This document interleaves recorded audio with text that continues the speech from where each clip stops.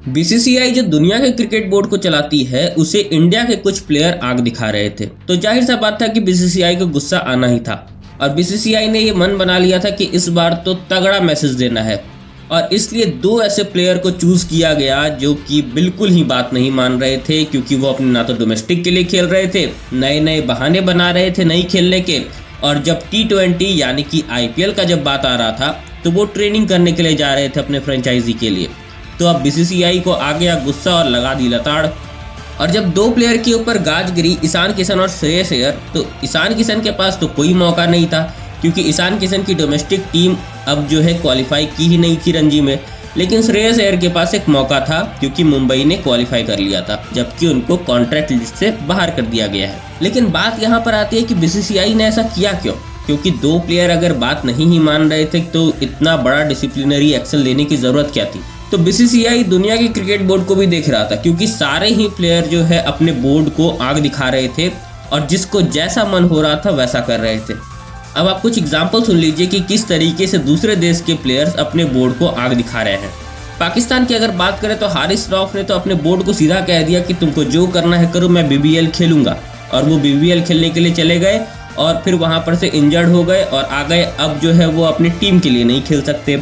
फिर बाद में आप वेस्ट इंडीज़ की बात करें तो जेसन होल्डर, काइल मायर, निकोलस पूरन जैसे जो प्लेयर हैं उन्होंने अपना सेंट्रल कॉन्ट्रैक्ट ही एक्सेप्ट नहीं किया। क्यों नहीं किया? क्योंकि उनको लीग मैच खेलना था, जैसा कि IPL और BBL होता है।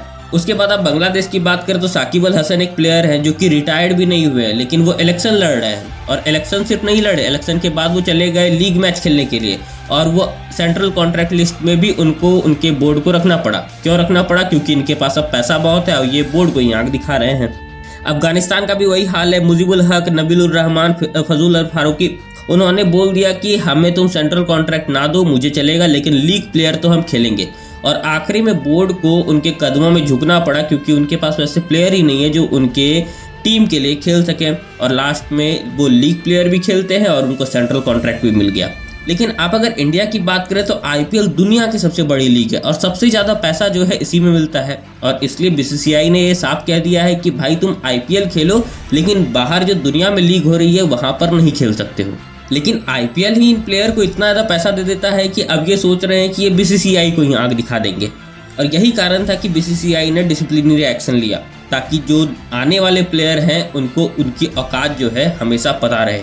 लेकिन ऐसा नहीं है कि दुनिया के सारे ही प्लेयर सिर्फ अपने लिए खेलते हैं या फिर पैसे के लिए खेलते हैं। कुछ अपने नेशन के लिए भी खेलते हैं। जिस तरीके से आप ऑस्ट्रेलिया के प्लेयर की बात करें, मिचेल स्टार्क एक प्लेयर हैं जिन्होंने कि IPL में सिर्फ इसलिए नहीं खेला क्योंकि उनको एसएस में अच्छा परफॉर्मेंस देना था। जाहिर सा बात है कि उनको एसएस में उतना पैसा नहीं मिलेगा, IPL में बहुत पैसा है, लेकिन फिर भी उन्होंने IPL का कॉन्ट्रैक्ट नहीं लिया। आप इंग्लैंड की बात करें तो जो रूट में वैसे ही प्लेयर में से आते हैं जिनको भी कॉन्ट्रैक्ट नहीं मिला। केन विलियमसन की अगर आप बात करें तो पिछले साल वो IPL खेले, इंजर्ड हो गए, और जिसके कारण उनको वर्ल्ड कप का शुरुआती कुछ मैच जो है नहीं खेलना पड़ा।